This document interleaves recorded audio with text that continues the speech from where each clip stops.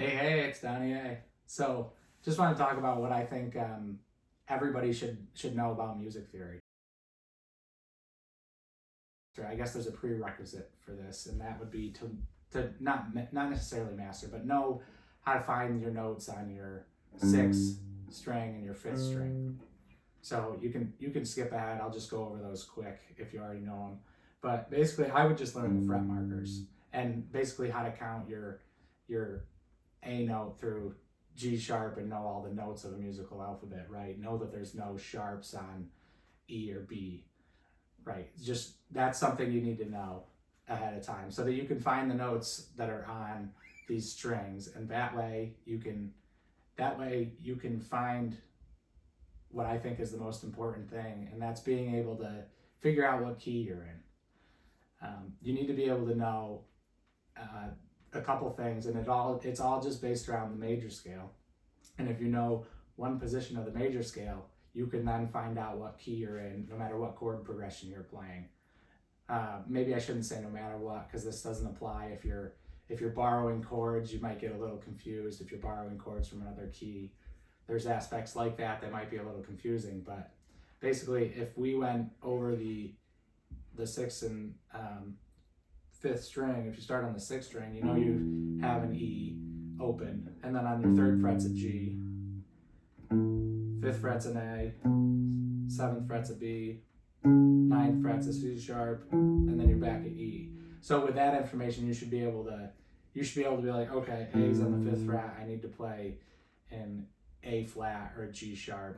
It's going to be in between the G and the A. Other things that help is knowing that an F is on your one.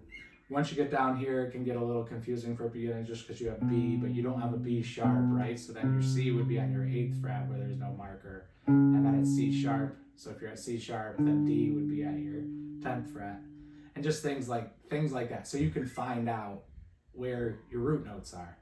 And then same with the fifth string, you have root notes on your fifth string. So that starts with A. You have a C here. Since there's no B sharp, that means B is on your 2nd fret, C is on your 3rd fret, D is on your 5th fret, your 7th fret is your E.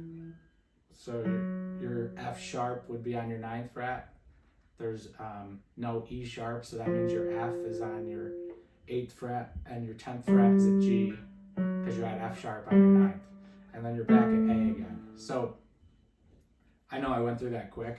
Obviously, you can slow it down and go through that again. Make sure you work on that. I mean, you can draw out a little fretboard on a piece of paper and write what they are, and that always helped me retain it when I was starting out. But that's a prerequisite for this, because you need to be able to find out where your root notes are, so you can know where your scales start, so you can find out what chords are in a key. So the way I wanted to kind of go over this is if you have a song and the whole song is just D to A to G, how do you know what the key is of that? So one major trick here is that when you have a major scale, you have 7 notes, and the 1, 4, and 5 chords based on those notes are major. The 2, 3, and 6 are minor. And then the 7th chord is diminished. The 7th chord isn't used a ton in Western music. It has its place. It's not something you need to worry about a ton. Not a lot of people are throwing diminished 7 chords into their chord progressions. If they are, it's usually like a leading tone back to the 1, a leading chord back to the 1 chord. But that works. So I'm gonna just throw a loop on here, and then we're gonna go over kind of how you would figure out what your key is. And if you already know the key of those 4 chords, you could this lesson might be a little basic for you, but we're gonna start there.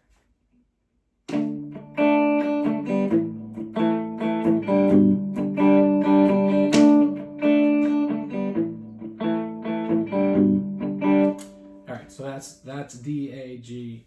So we'll work backwards. I mean, what if you think it's a G? You have your G on your 3rd fret. So your G, one other aspect of this that you really need to understand is your relative major and minor.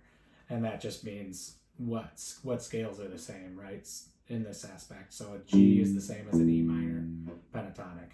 So if we're gonna play that G major pentatonic over this.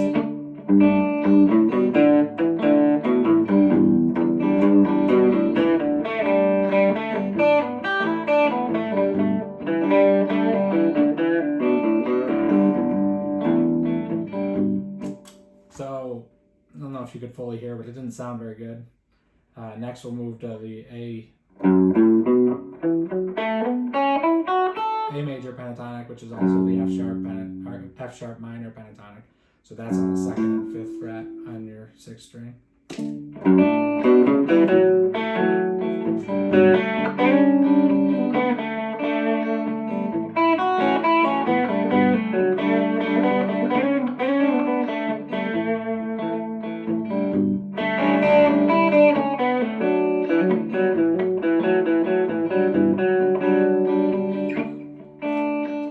So not terrible, but we could do better, right? Yes, we can. So if you go down to your 7th fret, that's your B, which would be B minor, and then 3 frets away, your 10th is your D. So this is your D major pentatonic.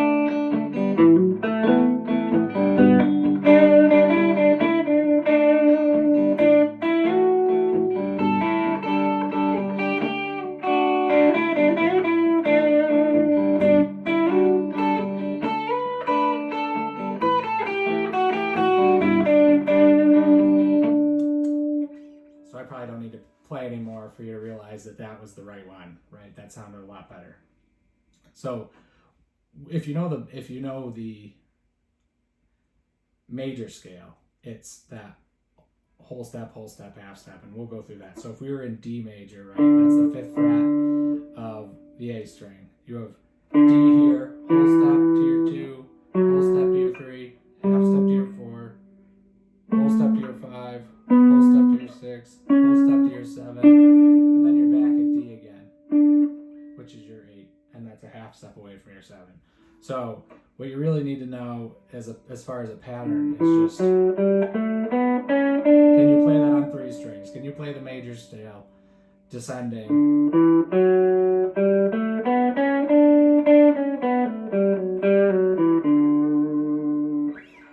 On 3 strings. And the reason that's helpful is because if you have a D here, you would have a D chord here. Maybe you can't play bar chords yet, but that's fine. You have a D here, you know your 1, 4, 5, right, is your major chord. So you have a 1 here, you have a 2 here, 3 here, your 4's here. So your 4 is always right below your 1. It's on the same fret as your 1. And then that's a power chord, right? So a 1 and a 5 is a power chord. So if your 4's here, a whole step away from your 4 is your 5.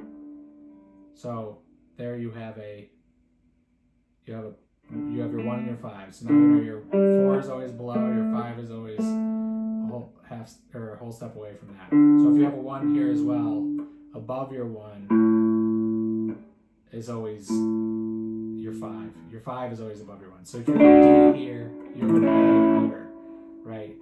And then your G would be, or your 4 would be a whole step further away from the A. So there you have 1, 4, 5, right? Or you have 1, 4, 5. So just very, very good to understand that. If you know where your 1, 4s, and 5s are, you know those little tricks, you can always find it. Your 2 is always a whole step away from your 1. So if you have a 2, 3 in your key, you'd have these chords would both be minor. Just to make that, so that would be B minor, E minor, F sharp minor, and in addition to that little trick, basically your 6, 2, 3 is like your 1, 4, 5, which means your 6 is minor, that's your relative minor, so that's B minor. Below that is your 2, which is E minor, and then your 3 is a whole step away from that, which is your F sharp minor.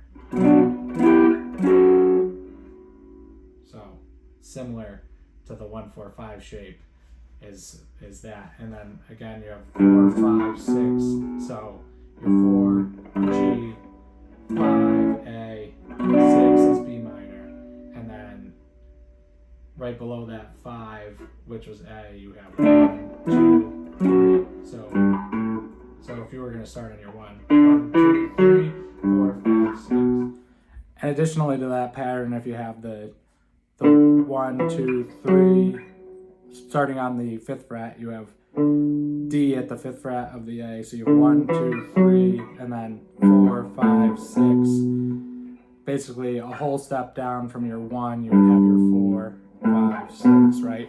If you were going to start that pattern of this major scale on the low E string, on the 6th string instead, you have your D on your 10th fret, which you need to be able to find. And this pattern is even a little easier to figure it out. You have 1, 2, 3, and then your 4 is always right below your 1, as we said. So you have 1, 2, 3, then you have 4, 5, 6, right below it. So your 4 is right below your 1. So 1, 2, 3, 4, 5, 6.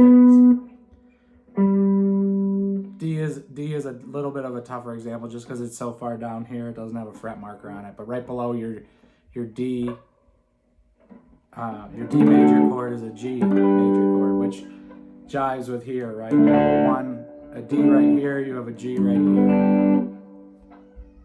And just with that little pattern, 1, 2, 3, 4, 5, 6. Oh, sorry, that was the wrong key. 1, 2, 3, 4, 5, 6. You're able to find all the chords of your key.